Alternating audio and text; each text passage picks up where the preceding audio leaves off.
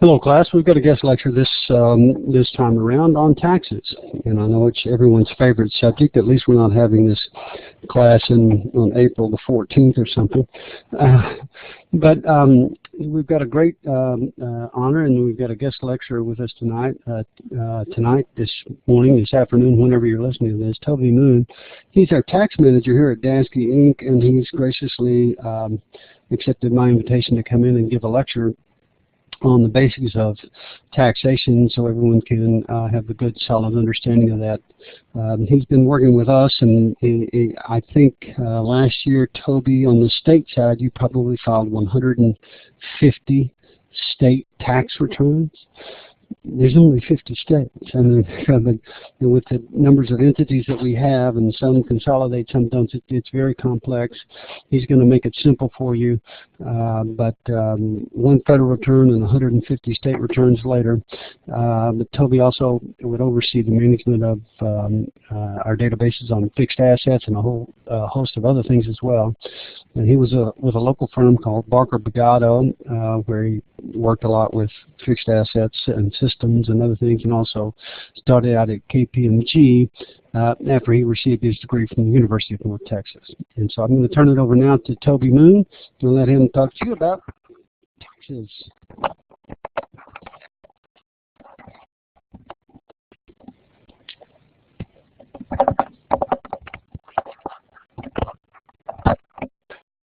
All right, thank you, Scott. Pleasure to be here. As Scott said, Toby Moon, and I've got before coming to Dansky, I had a background in public accounting, working with, a lot of different types of entities, a lot of partnerships and corporations, some individuals, and also a type of corporation called a REIT, a real estate investment trust. I spent a lot of time with those, and those are a completely different type of animal. So today we're going to focus on corporate tax and just kind of go over some of the basics, some of the high-level points and subjects within corporate tax. So first of all, corporations are separate taxable and legal entities for federal income tax purposes. Corporations are able to select their tax year. They can be a calendar year taxpayer or a fiscal year taxpayer. They may also select the method of accounting that they would like to use, whether they are cash basis or accrual basis. Once you reach a certain threshold of taxable income, that option is removed and you are forced into accrual taxation or accrual basis of accounting. One of the major draws to selecting a corporate entity structure and tax structure is that it can provide you with a greater level of legal protection, especially if you have a small number of owners of the corporate stock. It gives them a little greater protection. Once you have thousands of shareholders or hundreds of shareholders, you have spread out your risk a little bit more, so you don't have to worry so much about the legal side of things. But if you are an individual or a small group of individuals, then it definitely can provide you with more protection, more security, and a little bit more safety. So, as you know, with corporate tax, there is the big stigma of double taxation. It is real, and it does penalize people.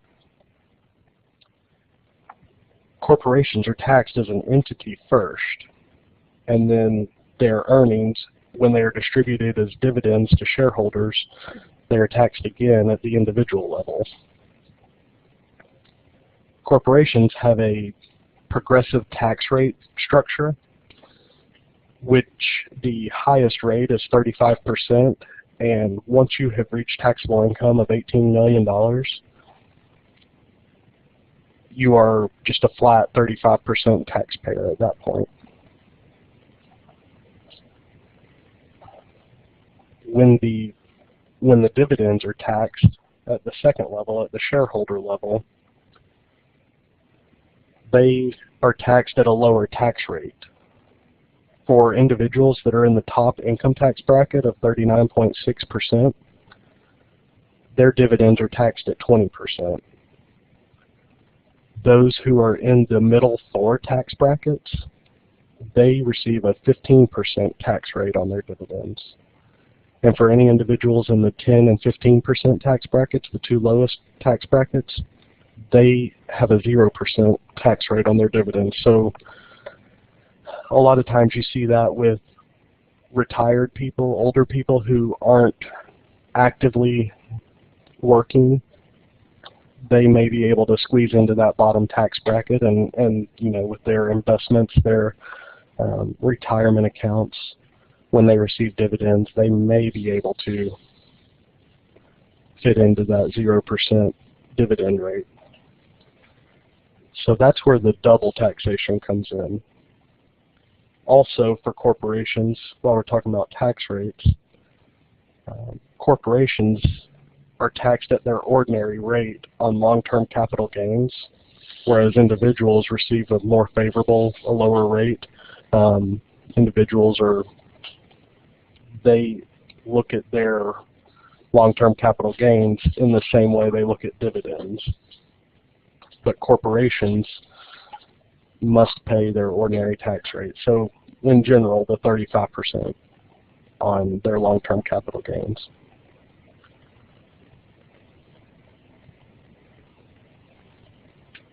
Corporations are also allowed to have net operating losses. Those are created when operating expenses exceed revenues and can be used to offset taxable income in another reporting period. Now, that reporting period, it could be the prior 2 years, or it could be carried forward to the next 20 years. And after 20 years, any remaining NOL from, we'll call it year 1, it phases out. It's essentially canceled if you are still in a loss position after 20 years. You don't see that a lot. Usually if somebody's operating at a net operating loss, you know, that typically turns over anywhere from 5 to 15 years. And with net operating losses, those can be built up in a number of ways. You don't necessarily have to show a loss on your income statement for GAAP reporting purposes. You can have a GAAP gain at the end of the year, GAAP net income, but for tax you may have a large taxable loss, and that can come from a number of things. Right now, a big driver of that is bonus depreciation, which Congress just reinstated through 2020. That will phase out, and that has been one of the major business drivers of business tax incentives over the last 5 to 10 years for companies who are in the business of buying a large amount of equipment. It's a huge driver for their taxes to be able to get that bonus depreciation. That allows you to expense the first 50% of the cost of that asset in the year of acquisition, and then you take the remaining 50% and you apply the maker's depreciation to it. So you still get your accelerated depreciation in addition to the 50% expense up front. On average, you take about 66% of the cost of an asset in the first year as depreciation expense. And when you're talking about somebody who's buying a lot of trucks or trailers, or even somebody who's building a property, they can take bonus depreciation on the personal property. Now, bonus depreciation does not apply to real property. Anything over 20 years of a taxable life of 20 years cannot receive bonus depreciation. And in the past, we'll call it 2 to 3 years, Congress has waited until the week between Christmas and New Year's to make their decision on extending bonus depreciation for the year that's ending. This year they helped us out a little bit by allowing for a sunset provision where we will get, for the next 3 years, for 2015, 2016, and 2017, you'll get 50% bonus depreciation. For 2018, you'll get 40%, and for 2019, you'll get 30% bonus depreciation. In 2020, it goes away. So for 5 years, at least, we can plan on having bonus depreciation. That allows corporations to better plan their acquisitions of assets. They don't have to squeeze them all into a short period or 1 year. It allows them to plan for future years a little easier, and knowing that they're still going to get that tax benefit.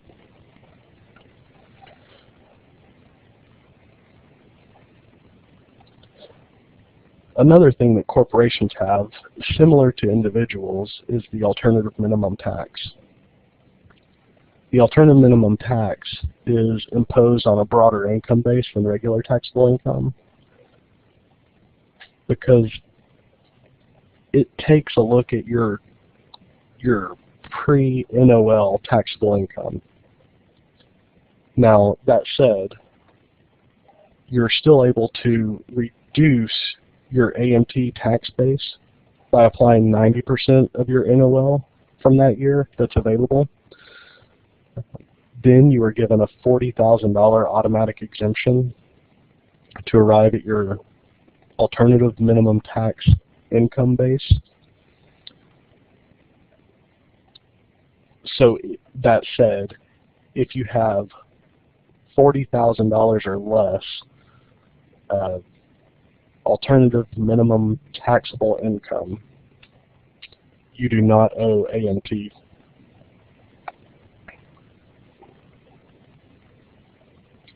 If you have more than $40,000 of AMTI, you apply a flat 20% tax rate to that amount. And that's what you owe for your AMT payment.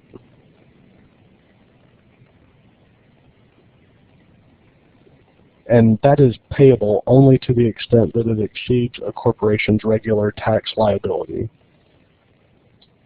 So in general, if you are a tax-paying corporation, if you are in a tax-paying position with income, the majority of the time you will not pay AMT because your regular ordinary tax will exceed whatever the AMT calculation is. There is a very small window, and it's pretty unusual, where you would be in a position of being a taxpayer with taxable income, but your AMT would exceed your taxable income.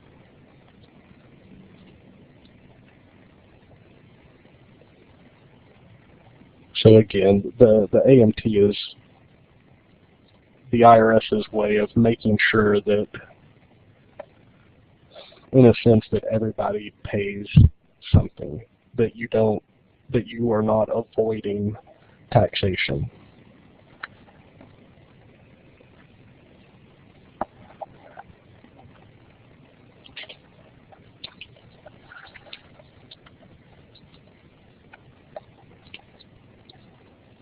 So corporations, when they are taxed, they can file as a standalone entity. they may have, your common business structure will lend itself to multiple entities. So there, in many instances, one corporation owns another, and another, and another. You can get into these very complex, very extensive ownership structures. And you get into the position where you have affiliated groups. An affiliated group is two or more corporations that are related through common ownership but are treated as one for federal tax purposes. So you would file a consolidated tax return if you have more than one corporation that's related through a common ownership structure. The parent corporation must own at least 80% of the subsidiary's stock and consolidate the subsidiary's financials with the parents for tax reporting purposes. An advantage of being in an affiliated group is that companies within the group can use their ordinary losses to offset each other's ordinary income. So in many structures, you'll have one company that's outperforming another, or it may just be a business strategy where one company has more fixed asset additions in the year, so they have more bonus depreciation. Well, that increases their tax loss, and that tax loss can be used to offset the taxable income of a separate legal entity, as long as they are in this consolidated group.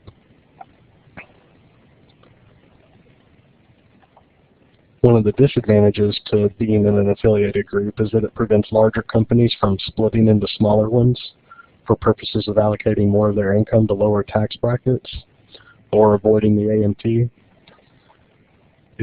It does, in a sense, confine you the larger you get to be in a group. Because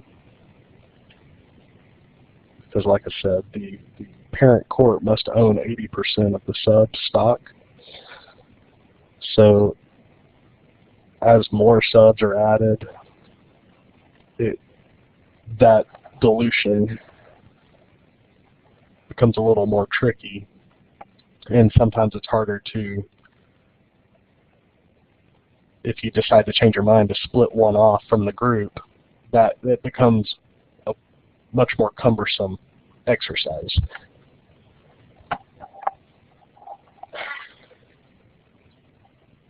Another tool that can help soften the taxes that you pay is the dividends received deduction. This is a tax deduction received by a corporation on the dividends paid to it by companies in which it has an ownership stake. So the dividends received by the parent corp from its subsidiaries, they receive income and it's taxed at the subsidiary level, so you don't want it taxed at the parent level. Well, there's a dividends received deduction that basically gives you an offsetting deduction at the parent level, so that you are not, in a sense, being taxed a third time. So there are instances where you can have your regular, ordinary corporate tax. The corporation can pay tax on the dividends that it receives from another corporation, and then if that initial tax-paying corporation then issues dividends to the shareholders are taxed, leading to 3 levels of taxation. So the point of the dividends received deduction is to reduce the impact of this triple taxation, and it only works when the corporation receiving the dividends has an ownership stake in the subsidiaries. And depending on the level of ownership, if it's 80% or 70% or 100%, your dividend received deduction is is kind of a moving target. So you may be able to offset a portion of the dividends you received as with this deduction, but you may not be able to offset 100% of it depending on your ownership of that sub.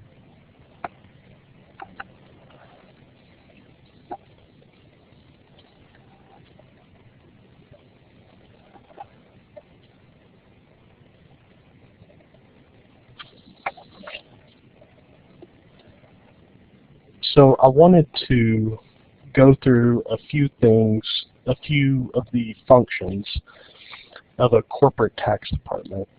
So prior to coming to DASKE, which we'll call industry accounting, industry tax, I was in public accounting. And in public accounting, for the most part, you are, in general, preparing tax returns for your clients.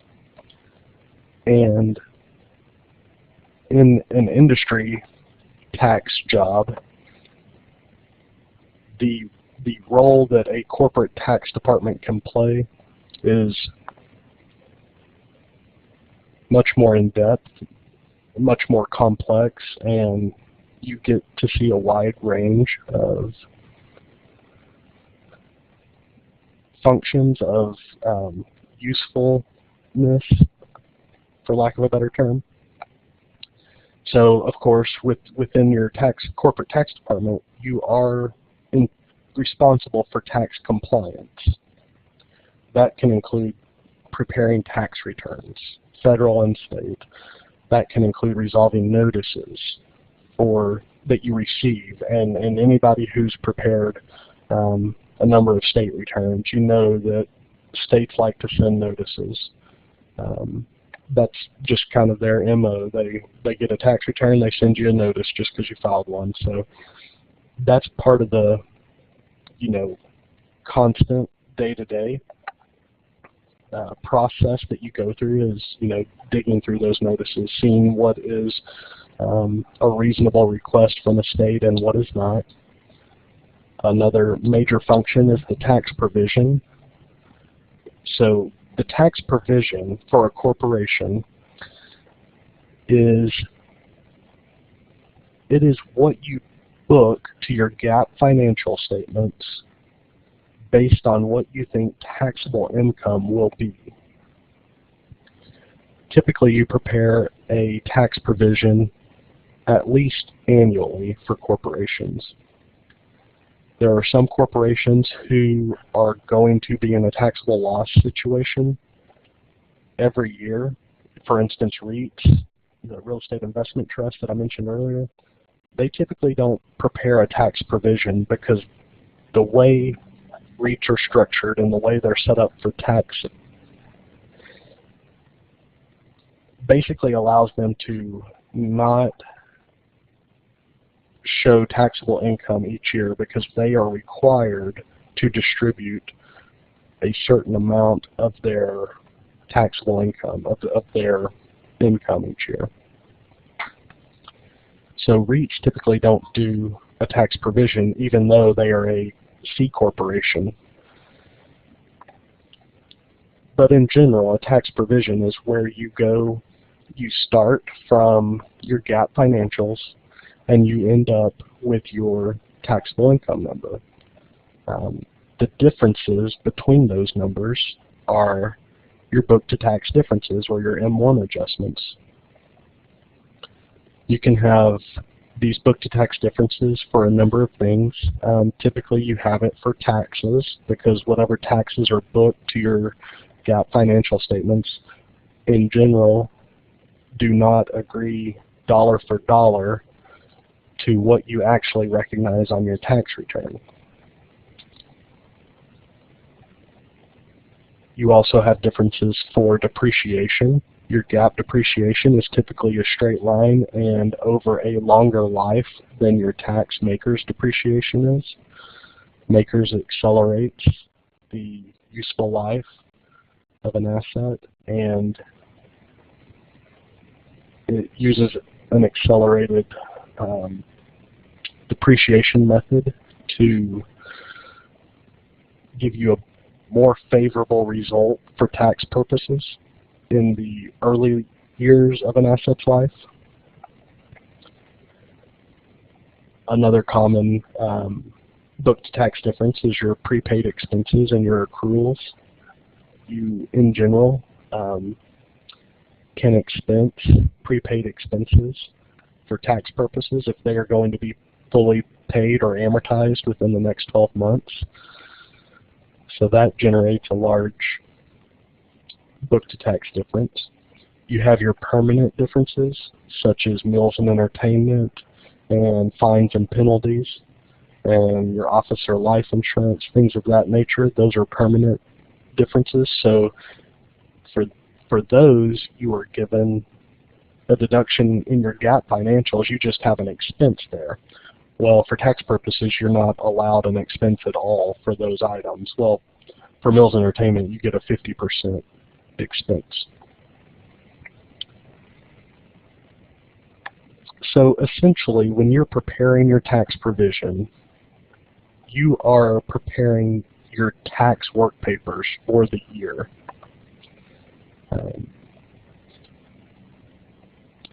The tax provision is prepared in conjunction with the audit usually, so that everybody can be happy with it at the end of the day, since it is a number that hits your financial statements that are issued for the year. It hits your audit.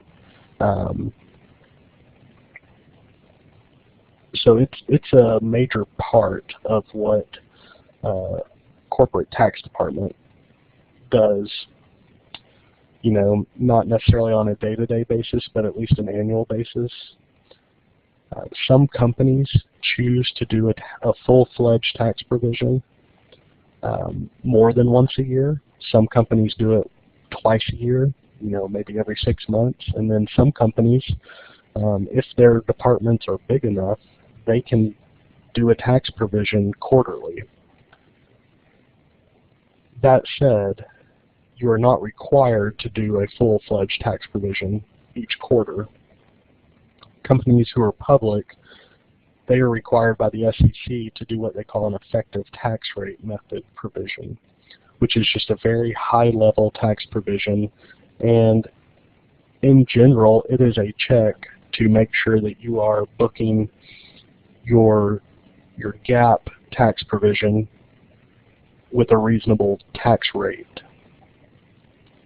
And you can make adjustments based on this, what they call the ETR method, but it's not required. A lot of times what companies will do is they will do the basic ETR method provision each quarter. If they get an answer from that that is vastly different than what they expected, that can then prompt the preparation of a full tax provision. Some other things that the tax department does relates to tax planning, such as forecasting and preparing estimates. And a big thing lately has just been trying to stay up to date on legislative changes. You know, the tax code in general hasn't changed since 1986, but every year there are new pronouncements, there's new regulations issued. It's a constantly changing and evolving landscape that, you know, it requires a fair amount of time to stay up to date on that. Another thing a tax department does, if you are working with an acquisitive company, you may take part in a lot of mergers and acquisitions due diligence. That can include reviewing the financial statements of another company that you've never worked with before. It can include reviewing their tax returns. So you need to be able to read, you know, and understand what you're looking at on someone else's financials and tax returns to be effective in the due diligence process. And a lot of times when you're doing due diligence, if you're a C corporation, you're not necessarily acquiring another C corporation. So you need to be able to look at S Corp returns, partnership returns. they are different. They each have their own quirks to them, and they each tell you something different and give you, different results with their structures.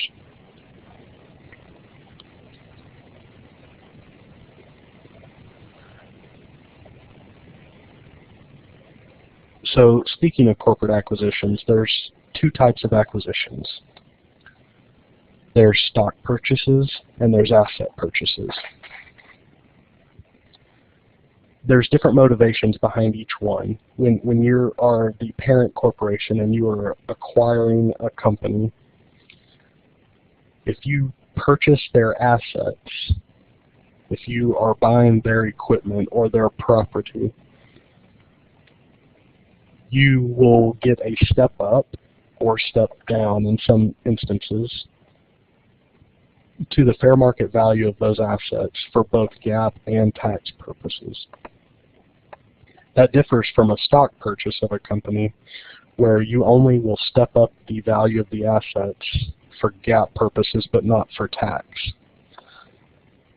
So that can create another large book to tax difference, and that's something that as those assets that you acquire are sold or they are fully depreciated, that's when the effect of that step up or step down phases out.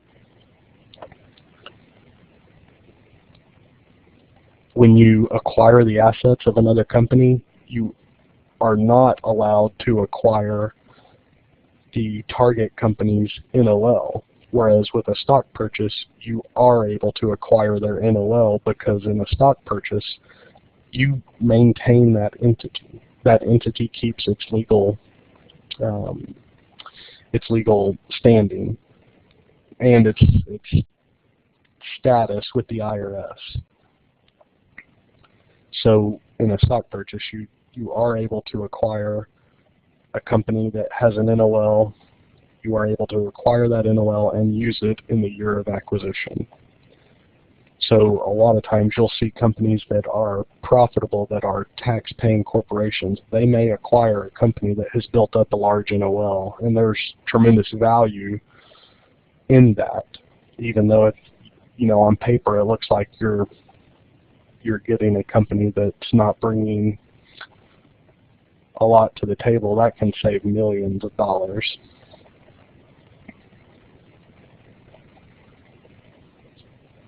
And the other thing I'd like to mention on acquisitions is that if you have a stock purchase, the acquisition costs that you incur are limited.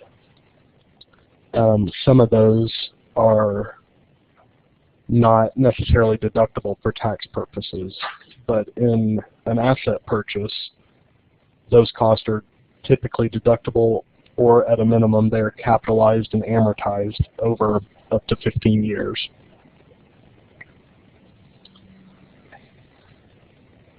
I guess in closing, I'd like to just highlight a few what we'll call fun facts. So corporate tax revenue with the IRS accounts for only about 10% of all federal tax revenue. And only 6% of businesses file as C Corps. Reason being is because the majority of your companies out there are small businesses. They are sole proprietors. They are partnerships. They are any number of things. But you hear mostly about these big corporations. So just, perspective is interesting on that when you consider that only 6% of all businesses are C Corps. And while we have a lot of complaints about the amount of taxes we pay, there are approximately $150 billion in corporate tax breaks that are in legislation now that is available to us as we speak. These come in many different forms, most notably bonus depreciation right now. So as we, complain about our high tax rates, at least we do get that little bone thrown to us. And, one last thing that you're hearing a lot about is corporate inversions. That's the process of a U.S. corporation being reincorporated abroad in another country. You hear a lot about Canada right now, a lot of Bermuda companies. And the reason they're doing that is because the U.S. has the highest corporate tax rate of all developed countries. So companies like Burger King or Pfizer, Tim Hortons, a lot of pharmaceutical companies, they are essentially moving to Canada. They're really keeping their corporate headquarters in the United States, but they are Canadian companies at this point. I don't know, just interesting little tidbit. You see a lot of that, and realistically, there's not a lot of companies that have done it, but when it happens, it's a big deal, it's big news, because that's tax dollars that are leaving the United States. So with that, I'm going to turn it back over to Scott. Well, it's good.